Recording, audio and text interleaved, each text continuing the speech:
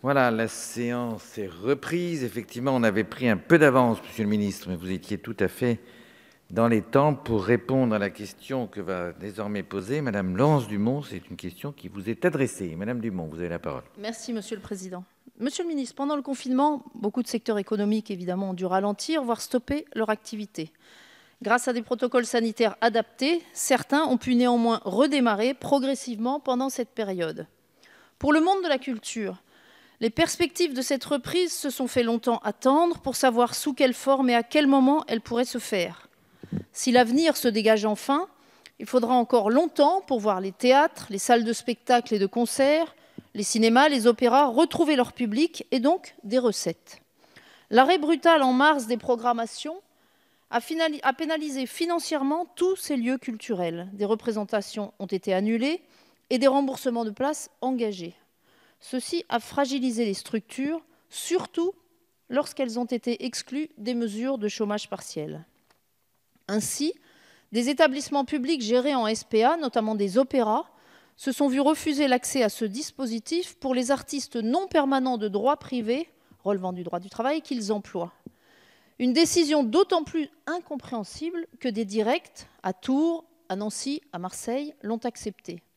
Ceci risque de fragiliser une partie conséquente des employeurs d'artistes en France, avec le risque d'obérer l'emploi pour de nombreuses années. Il me paraît donc urgent, au nom de l'égalité de traitement sur le territoire national, que tous les établissements publics gérés en SPA accèdent au dispositif de chômage partiel pour ces artistes non permanents de droit privé qu'ils emploient. Monsieur le ministre, quand le gouvernement compte-t-il adresser donc des directives en ce sens à tous les départements et à toutes les directs de France? Merci. Monsieur le Ministre, vous avez la parole. Merci, Monsieur le Président, Mesdames et Messieurs les députés, Madame la députée Dumont. Vous avez raison, le secteur de la culture a été frappé de plein fouet par cette crise sanitaire, avec des conséquences économiques, sociales, psychologiques aussi, et bien sûr artistiques très importantes. Le gouvernement s'est mobilisé dès le début de la crise pour permettre à ce secteur de pouvoir bénéficier des dispositifs transversaux auxquels ont eu le droit les autres secteurs d'activité. C'est parfois été important d'échanger, de discuter avec les professionnels du secteur pour voir les spécificités juridiques de certaines institutions, les spécificités de certaines professions, de certains statuts. Nous avons fait en sorte que les bénéficiaires de l'assurance chômage, dit les intermittents du spectacle, ces professionnels de la culture, ces artistes, ces techniciens du spectacle vivant, du cinéma, de l'audiovisuel puissent avoir accès au dispositif d'activité partielle.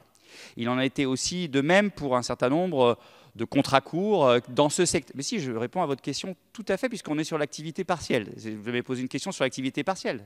Bon. Donc, que ces contrats courts puissent aussi bénéficier de l'activité partielle.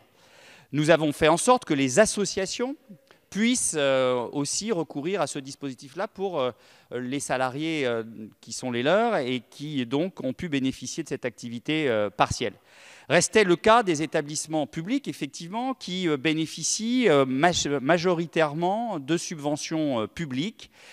Et le dispositif étant créé pour permettre que, du fait de la baisse des recettes, comme vous l'avez très justement rappelé, les institutions puissent continuer à financer les salaires, notamment du spectacle, eh bien, l'on puisse regarder en détail quelles étaient les conséquences financières pour ces institutions de l'absence de recettes. Or, les institutions qui bénéficient très majoritairement de subventions publiques ne se retrouvent pas comme d'autres associations, comme d'autres entreprises privées de recettes, puisque les recettes sont majoritairement publiques.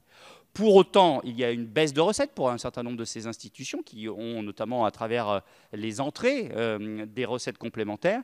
Et donc nous avons pris l'engagement très clair d'avoir un fonds ad hoc qui compenserait le maintien pour ces institutions-là des salariés et des salaires pendant le confinement. Et donc la question que vous posez, qui est de dire est-ce qu'ils peuvent bénéficier de l'activité partielle, la réponse est non.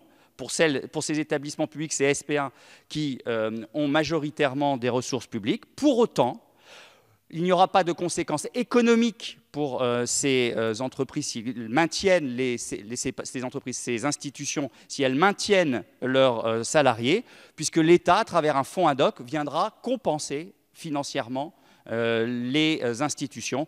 Donc vous voyez que l'État est au rendez-vous de ces institutions vis-à-vis de l'emploi du spectacle. Madame Dumont, vous avez la parole. Monsieur le ministre, ce n'est pas la première fois que je vous pose la question, mais ce n'est pas la première fois que vous répondez complètement à côté, puisque vous me parlez des intermittents du spectacle, vous me parlez des salariés des structures. Je vous parle, moi, de ceux qui sont les artistes non permanents de droit privé dans ces structures-là. Et pour ces artistes-là, certaines directes ont autorisé, par exemple des opéras, d'avoir accès au chômage partiel. C'est le cas à Caen, c'est le cas dans d'autres départements. C'est le cas à Tours, c'est le cas à Nancy, c'est le cas à Marseille. Mais non, ne dites pas non, j'ai les décisions. Donc ils ont été autorisés, ils ont reçu l'argent en compensation du chômage partiel. Et pour tous les autres, c'est non. Donc il y a une inégalité de traitement sur le territoire qui est absolument inconcevable. Et c'est un droit, l'accès au chômage partiel. La preuve, c'est que certains départements l'ont eu et d'autres n'y ont pas accès. Donc encore une fois, monsieur le ministre, vous n'avez pas répondu à cette question absolument essentielle pour ces établissements culturels. Merci. La parole est à monsieur Jean-Marie Fievé pour une question à madame la ministre de la Transition écologique et solidaire. Merci, monsieur le président. Monsieur le ministre, j'aimerais vous interroger